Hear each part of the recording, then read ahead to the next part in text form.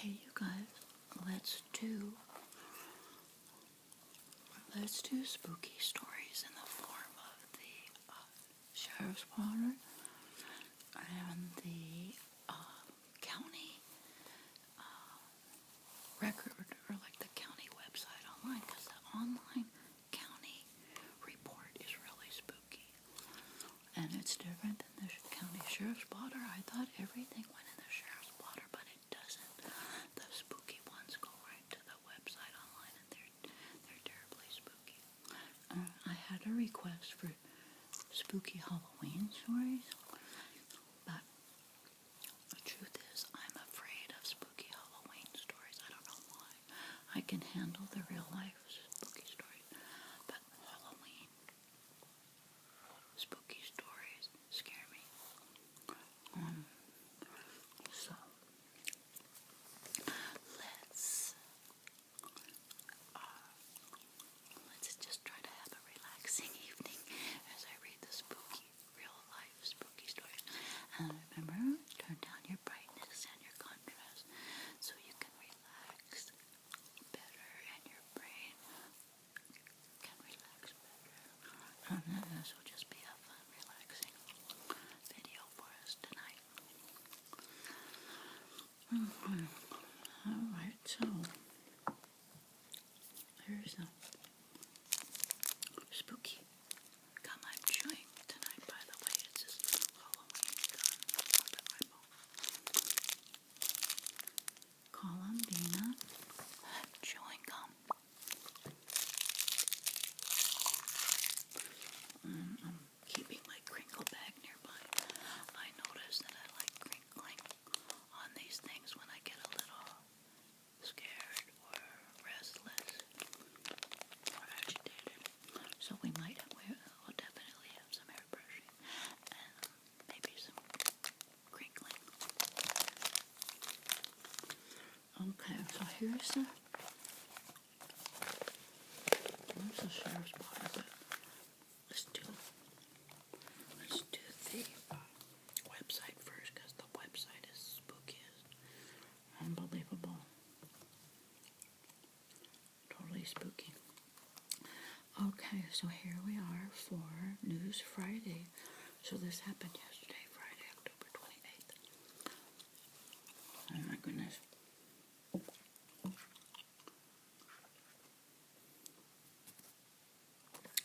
A man is wanted for killing his wife.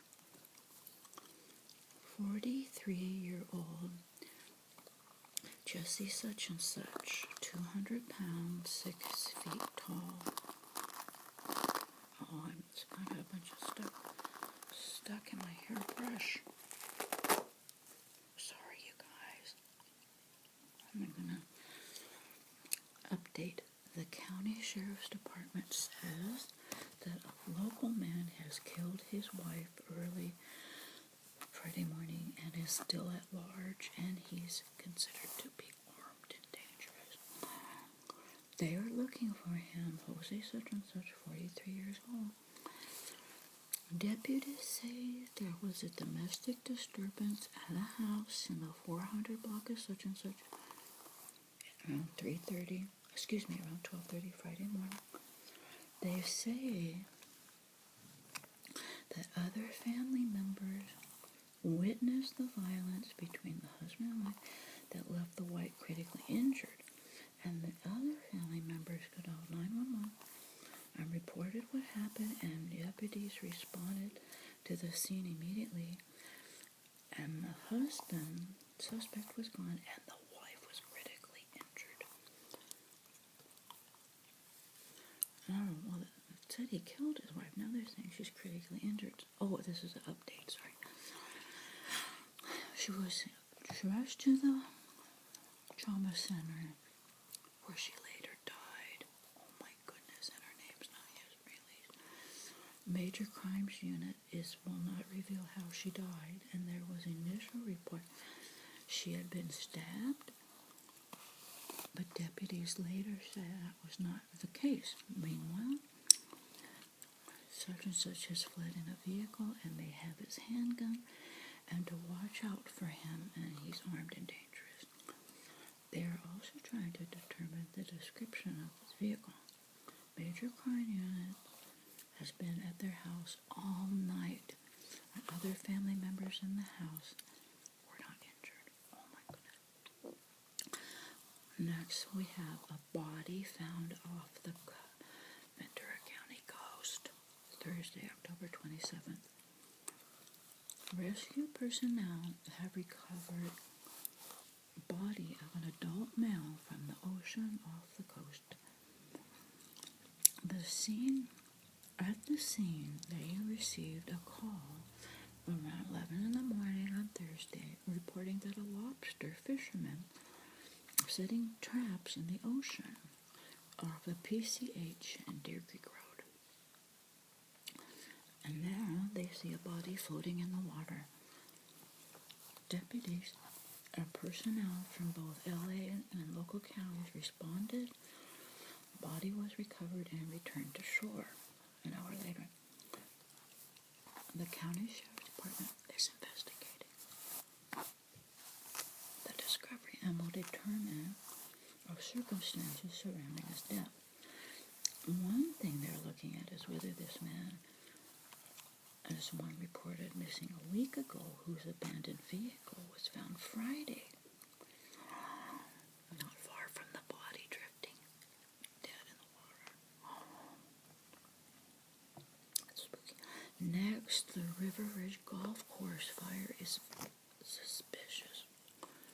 Thursday, October 27th, an update. The fire investigators say the fire at the golf course, $250,000 damage, is seemingly suspicious. Battalion Chief such and such said there's nothing in the area where the fire started that could have started this fire on accident. It was reported shortly after 2:30 a.m. in the storage area on the first floor balcony. The chief says that the combustibles where the fire started burned so intensely that the fire overwhelmed the outside fire sprinkler system, and wasn't until the flames set off another fire system of sprinkler, and then the progression of the fire was slowed, allowing the firefighters to knock it down. However, damage from the flames plus the water damage from the sprinkler caused about $200,000 structural damage and $50,000 loss of contents, but there were no injuries reported, just that the fire is very suspicious. Let's see. A suspect is arrested in the kidnapping case of Simi Valley. Simi Valley police say they have an arrest made in connection with an incident on Monday, an afternoon in which a man grabbed a teenage girl after they both got off the bus in the city at the same time, and he tried to take her with him. Oh, I remember hearing that on the local news, LA News. They say a tip from a citizen and some work by detectives led to the identification and arrest Thursday morning of 44-year-old Elmer such and such outside his Simi Valley home. They say that the 13-year-old girl confirmed it was him who grabbed her on Monday afternoon after they both got off the bus at the intersection. The suspect let go of the girl and fled after an alert citizen honked their horn after witnessing what had happened to the girl. Oh my goodness. Police say they arrested him for kidnapping, lewd acts upon a child, and false imprisonment. Oh my goodness. See the guardian angels. I'll forever believe in angels. That was just saved everything that passerby honked their horn. Thank goodness. Like an angel. Next, drug smuggling concerns closes the Channel Island, Santa Rosa Island. What? That is terrible. That's a national park. That's Channel Islands National Park. Let's see. Update. Santa Rosa Island has been closed to the public because of safety concerns that drug smugglers may be on the island inhabiting it. Oh my goodness. Now that's a new one. That's a first. Tuesday, federal and local law enforcement officers found a number of bundles of marijuana on the island. They also found empty fuel containers on the island.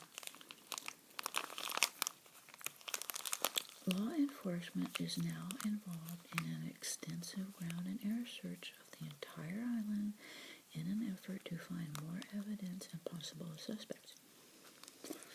Because of that, and the concern there may be suspects still hiding on the island, the Park Service evacuated campers who were there and has closed it to the public until further notice. They say about 73 visitors who had booked trips to the island through Island Packers service this coming weekend will be greatly impacted.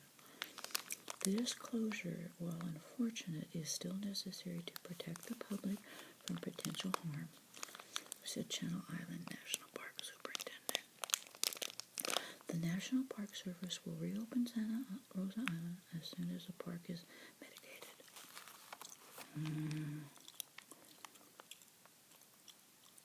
This was woman still critical after Oxnard boat accident on Wednesday, October 26th.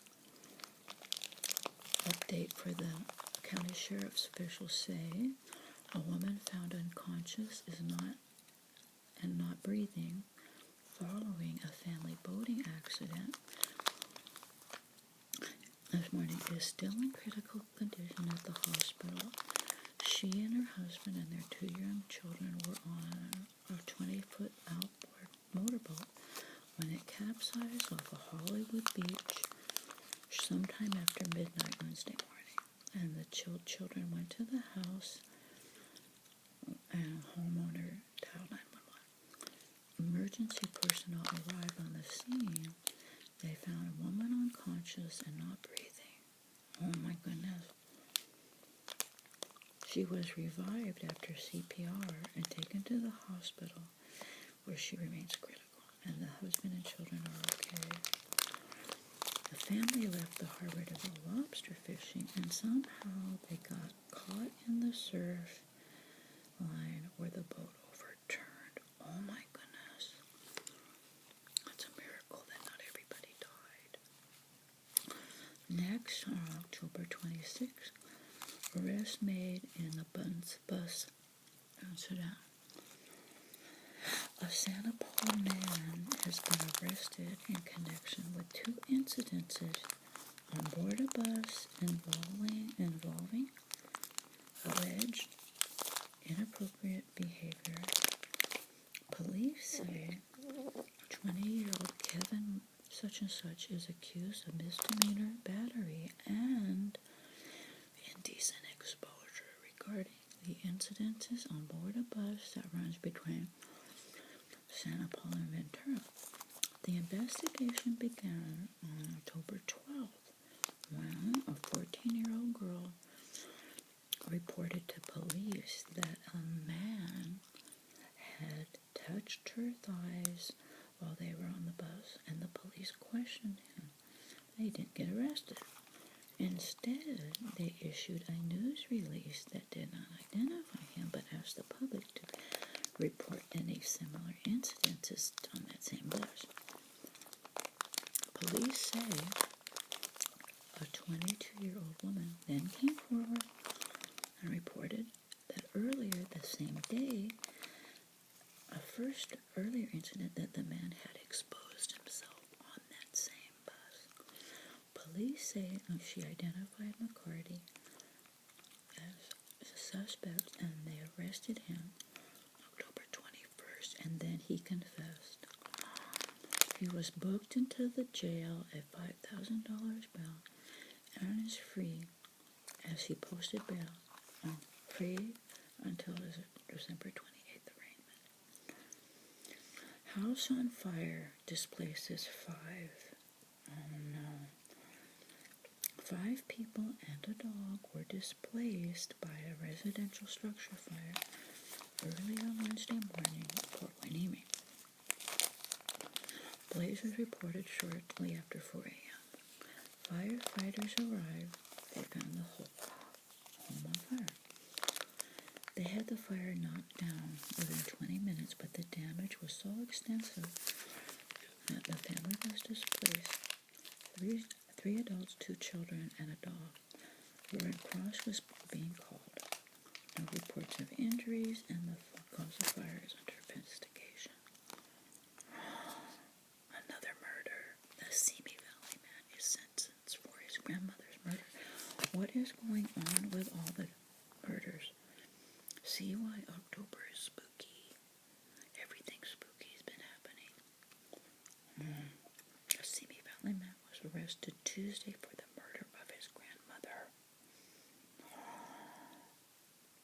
28-year-old such and such was sentenced to 26 years to life in prison for the death of 75-year-old grandmother.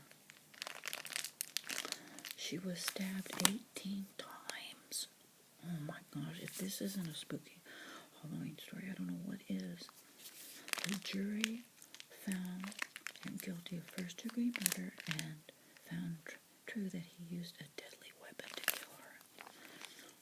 The defense tried to claim that he suffered from mental illness and he was hearing voices in the night telling him to kill her, kill her, kill her.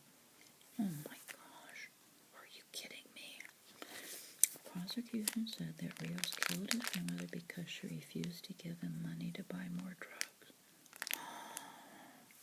Next, another Simi Valley incident, a child molester getting 40 years to life in prison on Tuesday, October 26th. A former Simi Valley man has been sentenced 40 years to life in prison for molesting a child, recording it, and then sharing it with various people throughout the United States via online and email.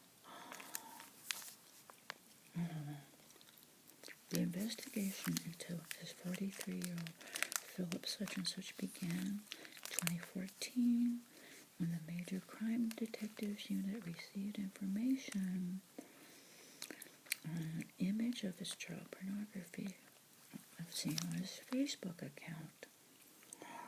Search warrants served for an email of his account, and at the time was living in Monaco. Detectives say that led to evidence that he had been molesting a little girl and recording it and sending it online to others. He was immediately arrested and investigated through 2015. Investigations in 2015 indicated that he had created over 50 images of child pornography and that he had shared with others. Those subjects were identified and prosecuted in their respective jurisdictions. Simi police say that his wife, 36-year-old such and such, was also investigated, and it was determined that she was the one who emailed the original image that he uploaded to his Facebook page. And that started the whole investigation. Oh my goodness.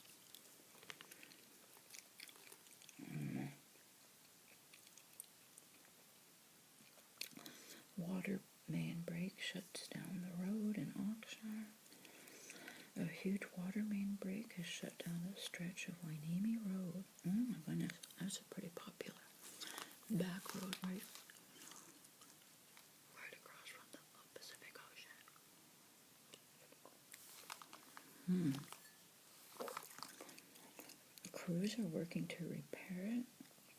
It may take hours well into the night. Motorists are advised to alternate their route because the detour and traffic jam has been backing up cars for hours. 3 injured, 1 critically in an Oxnard crash.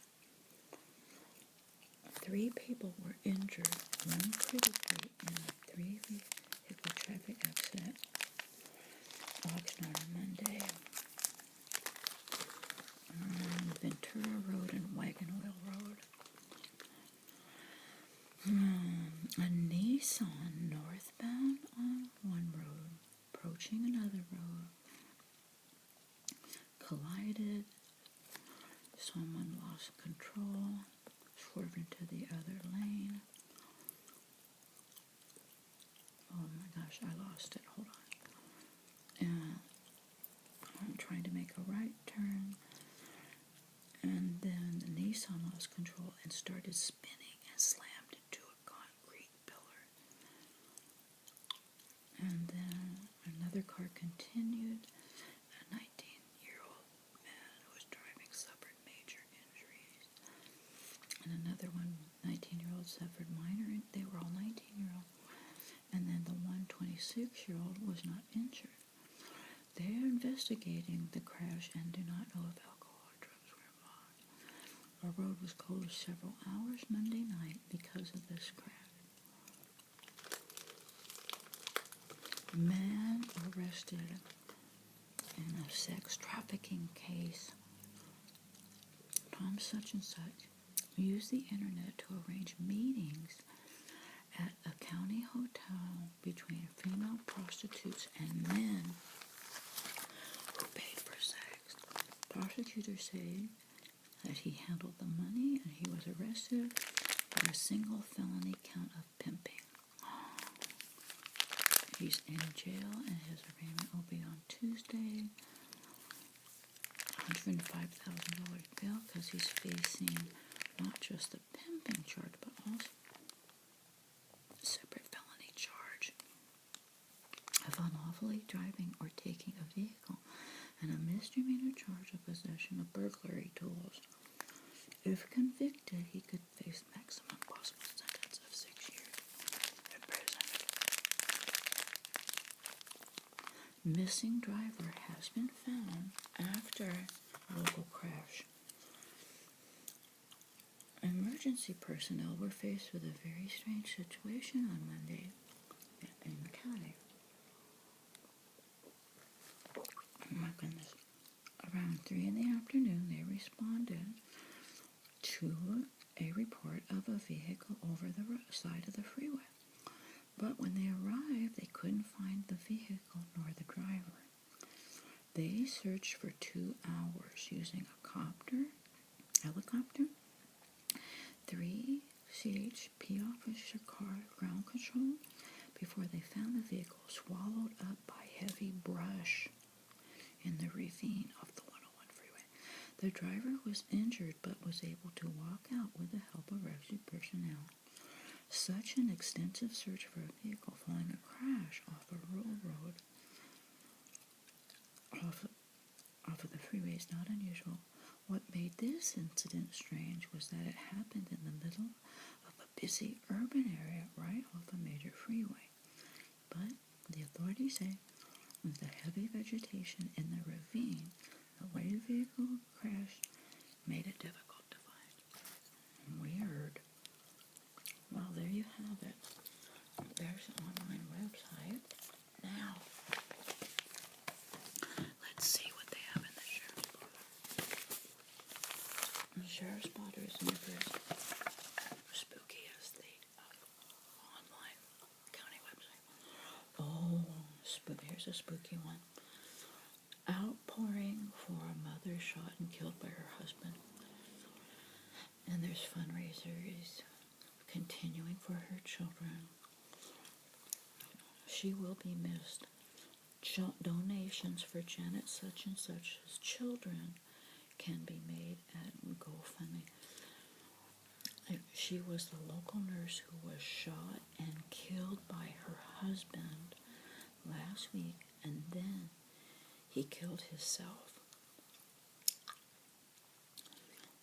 Oh my gosh, a fundraiser began at the Catholic Potter's Church and supported her children, as she was a local nurse who police say was shot and killed last week by her husband.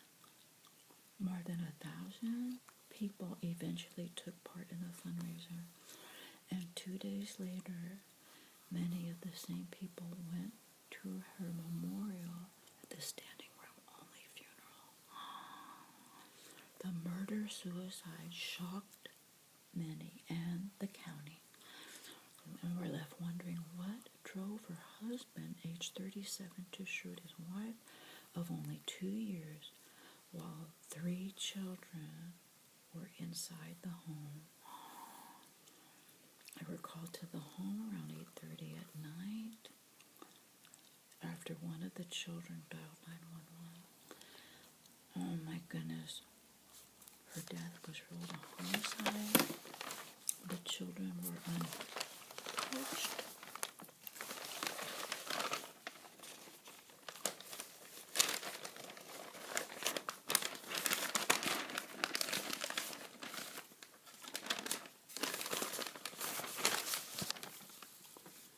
Oh my goodness. The husband was in grave condition and then pronounced dead the next day at the hospital. I left behind 4 children, Janet's 2 sons from a previous marriage, and his son,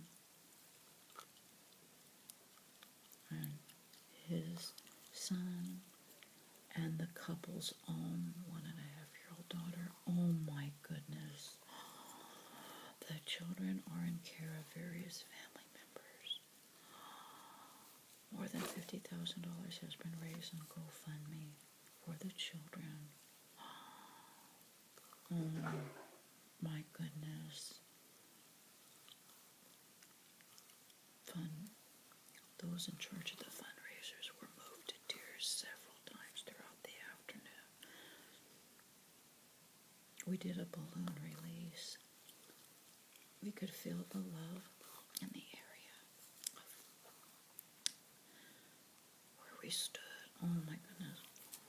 She said it was a testament to so many in the community who were touched by her as a nurse at the local hospital. Oh my goodness. Close friends told the paper that the mother and stepmother were putting their family first. Oh my goodness.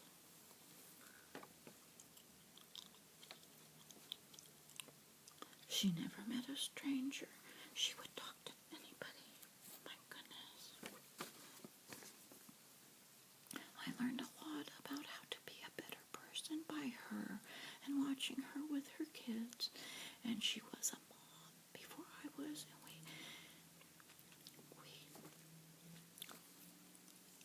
all would follow her lead.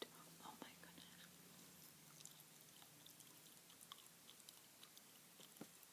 She would rearrange our work schedule for her children.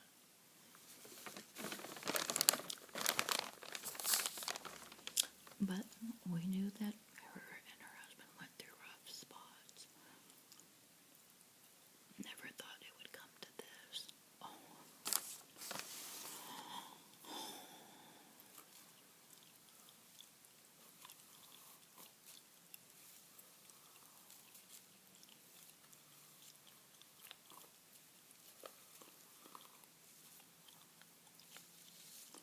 And the mother-in-law, Janet's mother, is saying that her son-in-law had a drug problem. But I too in time will forgive him. Oh my goodness. I'm sure it's very painful. I can't even read the rest of it. I'm just gonna.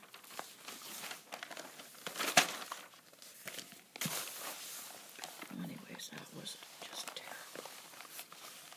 But what is the mother of the lady said she and too can forgive. Oh my goodness. Okay, well here we are.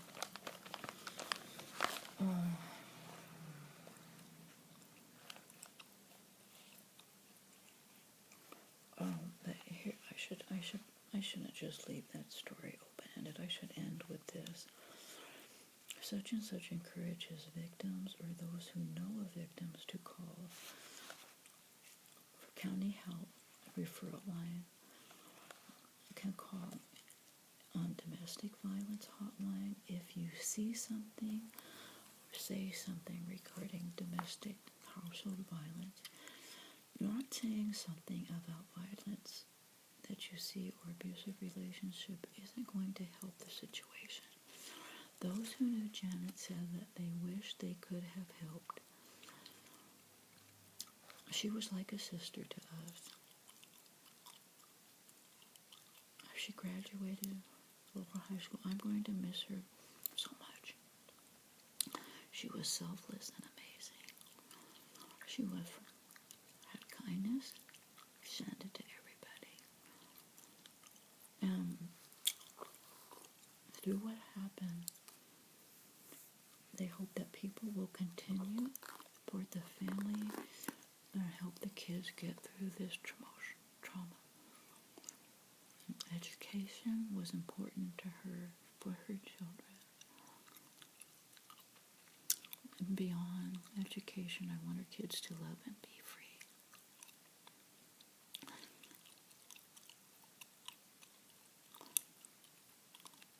So if you know of a victim or someone suffering from domestic abuse, sometimes it's better to try to get help for them than to pretend you don't see it, but it can be awkward at times too because you don't know whether to get involved or not. Oh my goodness. Wow. Okay. Let's move on to the sheriff's spotter. A gun was stolen in the 1,000 block of such and such. Next, mail was stolen from a mailbox in the 1,200 block of such and such. Next, a thief stole property from a locked car in a locked garage in the 2,000 block of such and such by breaking into the driver's side window. Next, $2,300 in property was stolen from a locked car in the 700 block of such and such. Next, 4 diners left the Denny's restaurant without paying for their food. Next, a woman, age 45, was arrested for domestic battery. Next, 31-year-old man was arrested for entering a home 300 block of such and such with the intent to steal. He was also arrested for possessing prescription drugs without a prescription and being under the influence of a controlled substance and resisting a police officer causing injury. Next, about $7,000 in property was stolen from the back of a locked car in the 700 block of the Main Street Boulevard.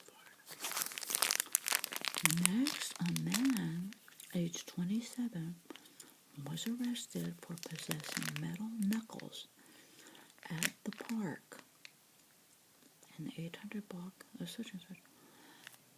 Metal knuckles, is that like brass knuckles? That's crazy. About $200 in property was stolen from a carport, the 2,000 block of such and such. Next, a man, age 38, was arrested for stealing a car in the first block of such and such. Next, a 19-year-old man was arrested for stealing a car in the 100 block of such and such. A man, age 31, was arrested on several outstanding warrants and for resisting arrest and possessing drug paraphernalia at such and such an intersection.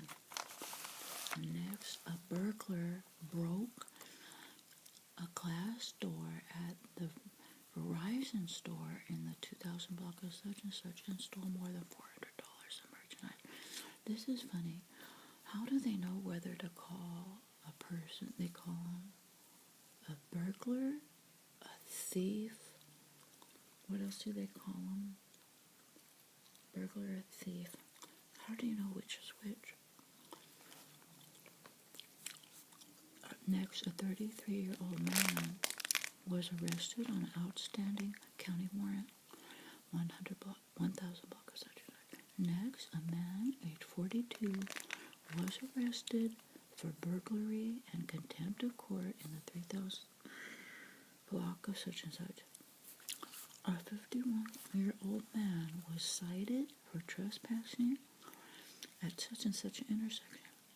Next, a bike was stolen on the bike path near the local creek. Next, a man, age 28, was arrested on an outstanding warrant in the 1,000 block of such and such. Next, about $2,800 of property was stolen from the design studio, 800 block of such and such. Next, a 55-year-old man was arrested on 3 outstanding warrants in the 300 block of such and such. Next, a 43-year-old man was arrested on an outstanding warrant in the 3,000 block of such and such a street. Okay, I think we're done. Wow.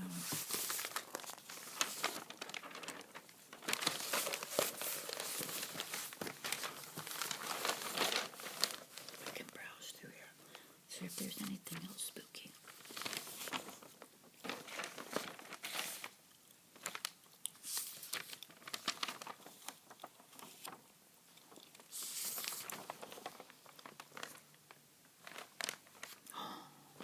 Call murder, suicide, what it is, it's domestic violence. Oh, here's a whole shocker story on spooky domestic violence. And it's terrible.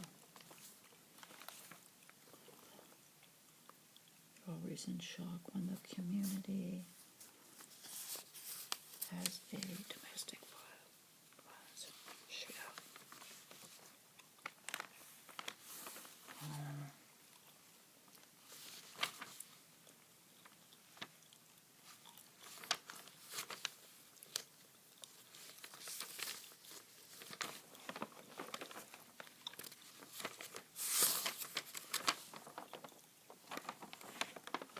They have a ton of stuff uploading.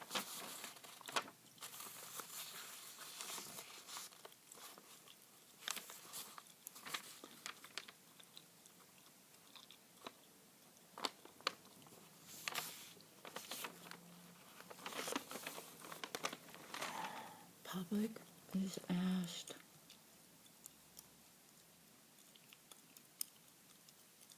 police are asking the public to find a pair who robbed the store.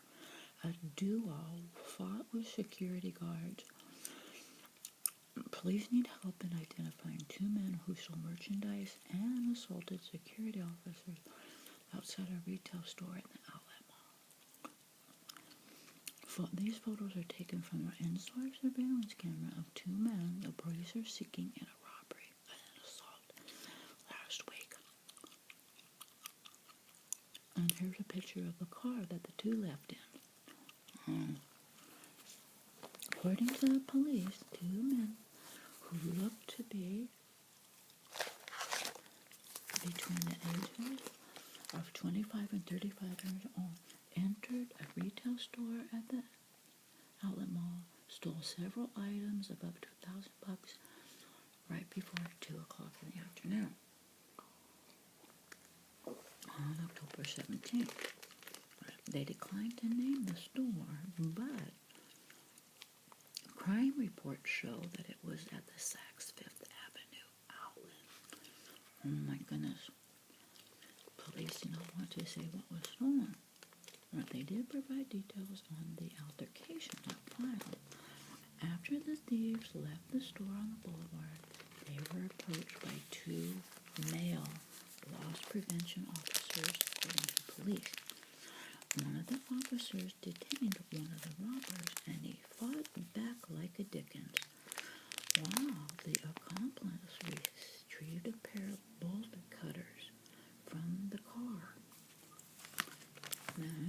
began swinging the bolt cutters at the security officer and demanded in Spanish that he release and detain the robber. And the police point. They let go of the robber. The thieves drove away with their stolen goods in tow. Oh my goodness. If the men are identified, they will be likely charged with robbery and assault with a deadly weapon.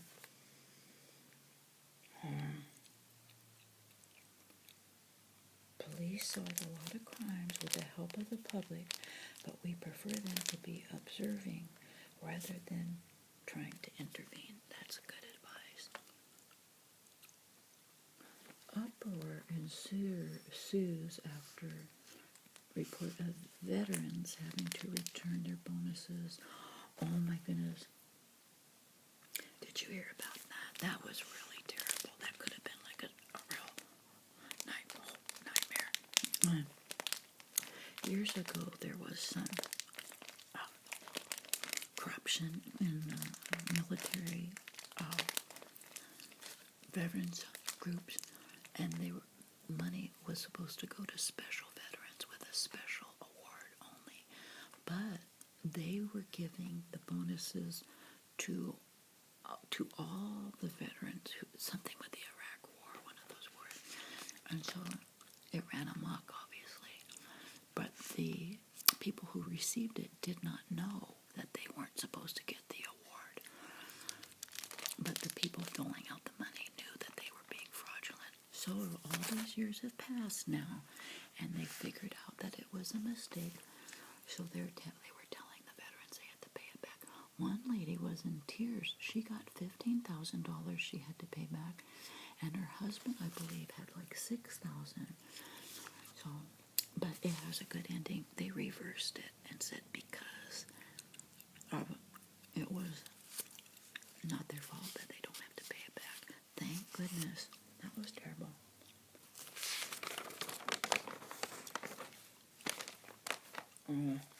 What is this?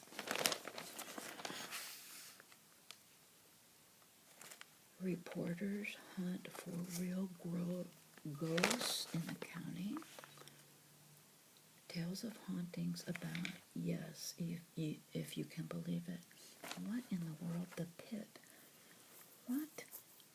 The guest house is said to be the most haunted area of the property in the Santa Susana Mountains.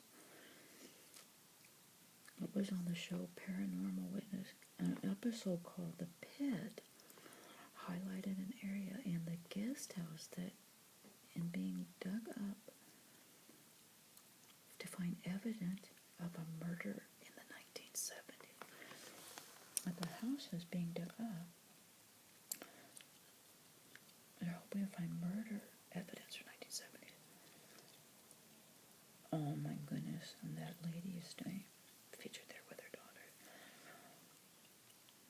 In the season that we're in, of all things spooky, now is the time to share some of the real local lore about strange phenomena in the area. Now this is kind of spooky, and I'll tell you why. If you remember some of my personal stories earlier this month, I believe, this happened in the Santa Susana Knolls, and I grew up right at the foot of what is known as the Santa Susana Pass, the Santa Susana Knolls. I grew up in that little neighborhood right at the foot of this area. And on one side of Santa Susana Pass, that's where Charles Manson, that's where his group lived, in that little ranch, Spawn Ranch. That was on one side of Santa Susana Pass, and on the other side is the Santa Susana Knolls. So there's spooky stuff around there. And remember I told you about Hopetown, Corkin? It was first called Corkinville. Then it was called Hopetown. And remember I told you how spooky that is because they bulldozed that whole area of all the history from like the 20s and 30s. I believe they started filming there in the 30s. And now there's houses over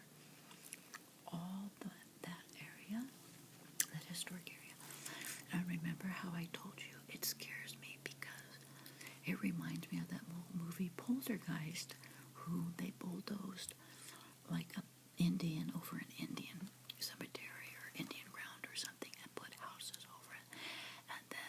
And you know how Poltergeist movie goes, is spooky.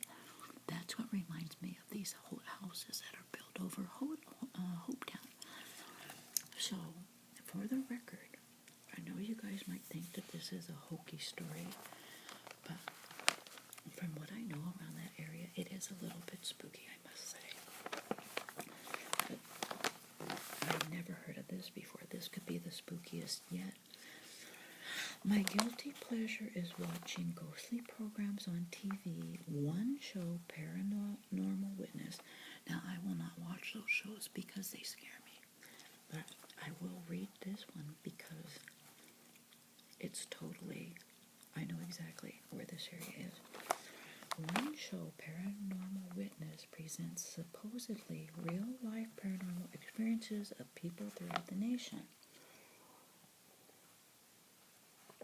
I say supposedly because I assume a whole lot of movie magic, the creepy music and exaggerations of what people actually experience in the so-called haunted house are added as effects to boost the TV's rating. So, when Paranormal Witness showcased an episode called The Pit, which featured a tattoo artist who lives in a haunted house in the Santa Susana Knolls, I figured now was the time to get the real scoop on how television producers bend their stories to fit the purpose. I met with such and such. Oh, this is a story out of the Acorn by Stephanie Bertoldo from the Acorn. I met with Danielle and a friend of hers in September in their home, which is a funky part of the valley that was once and perhaps still is a biker's haven. I asked to conduct the interview in the guest house because it is said to be at the heart of all the paranormal disturbances. Right off, she asked if we could go in the main house instead. Things happen if we talk about occurrences in here. She said there was a brief period of time when it was so scary, but I've gotten used to it. On the show, several friends stayed in the guest house and experienced the bed shaking, noise that couldn't be identified, and some physical attacks. But Danielle just shrugged off their experiences as exaggerated until she moved in on the semi-permanent base, and she moved on onto a semi-permanent basis. In the show Paranormal Witness episode, a scene depicted a typical ghostly encounter seen in movies and TV, time and time again. All of the kitchen cabinets and drawers mysteriously opened on their own. And this girl verified that it actually happened more than once. I think the show underestimated the experiences, she said. The refrigerator was mysteriously unplugged 2 times. How do you explain that?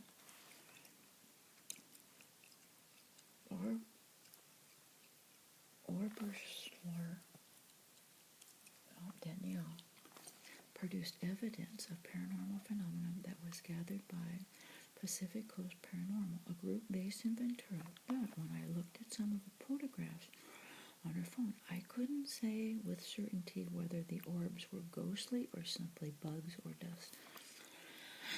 A lady said she is regularly touched or grabbed in the guest house and has seen apparitions of men standing by her bed.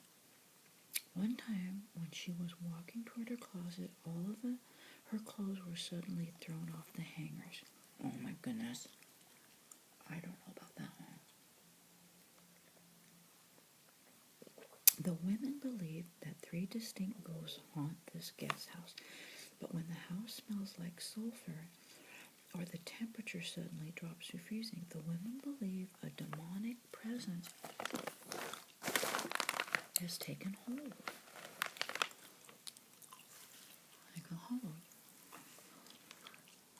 They say there are strange occurrences in the main house as well, but they are different from what occurs in the guest house. Mischievous spirits inhabit the main house and mess with them periodically. Sometimes she hears growling sounds. The homeowners try to get her place cleansed by mediums, but for reasons she can't explain, the mediums never make it over to the house.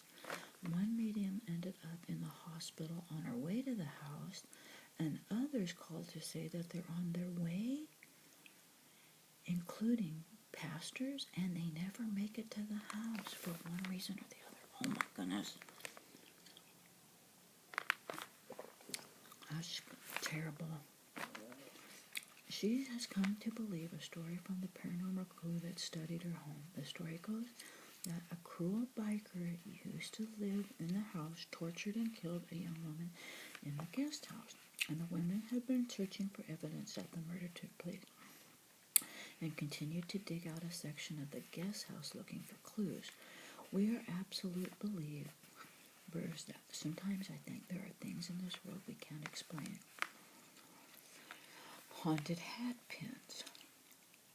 Kathy such and such, an old Agora resident, shared a ghostly tale from 1978, a time when she and her husband were newly married, living in Queens, New York. Eventually, they found an old abandoned home for sale that they could buy.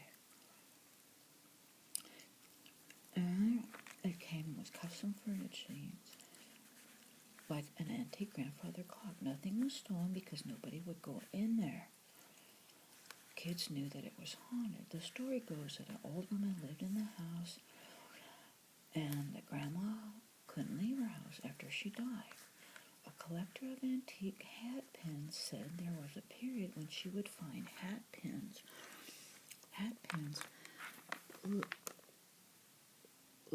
littering her stairway, and she wondered how the hat pins kept appearing on the carpeted stairs when she kept them in an old locked Singer sewing machine cabinet drawer in the attic. That was odd enough, but Coleman swears that what happened in her bedroom was even stranger. One night in my bedroom, while I was shoving my arms through my bathrobe sleeve, hat pins started to fall from the ceiling, she said. How it happened, I cannot fathom. Another time, a hat pin was found on the driver's side of her car. Oh my goodness. The pin stabbed her sister-in-law. She said other ghostly phenomena occurred in the house, including periodic paranormal scents of lilac and lavender perfume. It was a very Victorian scent, she said, and once in a while, acrid smells would suddenly arise from somewhere. The husband is not necessarily a believer, but he has an open mind. And there's more we don't know. There's more that we don't know than what we do know, he said. Counterattacks. Chris such and such and his family lived near a California State University in Channel Islands. It was once the site of the Mental State Hospital. That's right. That is totally spooky. Closed in 1977, but they built a state university over the Camarillo State Mental Hospital. Fry said in an email that his home is in an area that used to be the children's wing of the mental hospital. He tells of a strange incident that occurred during a dinner party at his house. We were in the dining room, and all of a sudden a fork flew off of our kitchen counter and it hit the floor, he said. Upon investigation, the fork was nowhere near the edge of the counter. Now, as crazy as this seems, we have had multiple items fall off that same counter.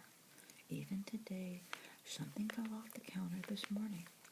Could a counter be installed incorrectly so items slide off? Or could it be a paranormal occurrence? be the judge. Oh my goodness. We're done with this spooky video. So this is all Ventura County on the Santa Susana Knolls. And this other one is in Oldham, Agora. And Agora is kind of like near the LA County line.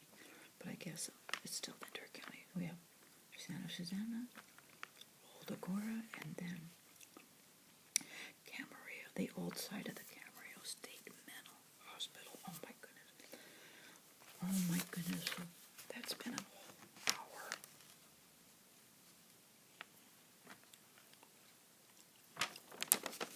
That is really spooky. I'm going to have to check that out. I do not believe,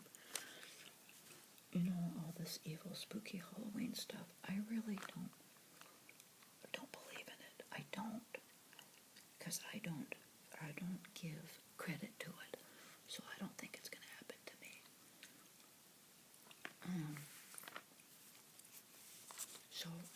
But I think people need to be careful. If you believe in it and you go out looking and hunting for it, these spooky spirits, I think they know you want them. I think you just need to really be careful and not do it. I'm not doing it. Oh my goodness. Oh wait, but I do wanna investigate to get the information of this. I'm gonna see. They're talking about some kind of murder from the 70s, which a biker, and that is a very popular biker area because it's up in the mountain. It's really awesome for bikers. You can ride up in the mountains. But if that's a real true story, maybe there's evidence of that on Wikipedia. But that's as far as I'll go for my investigation. Just to be educated and get the facts. Not to follow after spooky spirits. That's terrible. Oh my goodness. I don't even know if I can read anymore now. I just hope that's the spooky stories. I didn't even get to page 20. That's how much spookiness.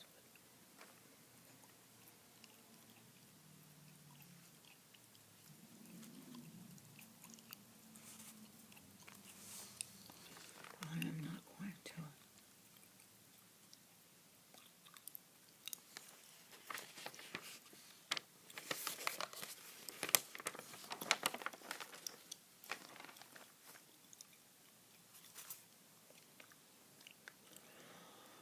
Oh, that's terrible, these spooky things.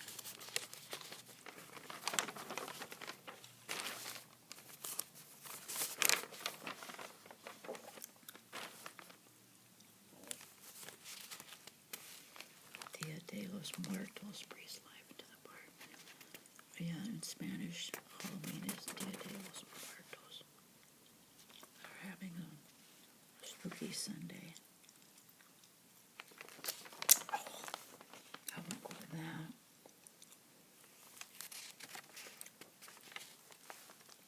Sweet treats for Halloween are too tempting for some.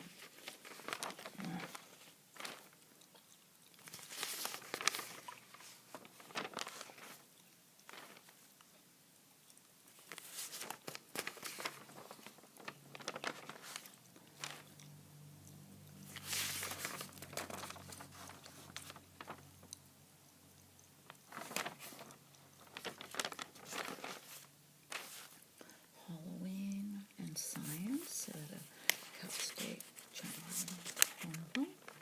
Oh, exploding pumpkins and electric bananas featured at the event. Interesting.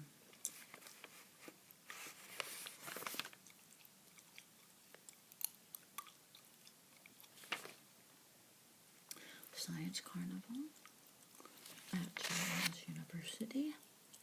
Cool. That's neat how they mix spooky stuff into science. But science can prove the spooky stuff, and then you have the answer to it. Then it's not that spooky. This has been fun, you guys. Oh, foreigner at the Civic Light. This has been spooky, but it's been fun.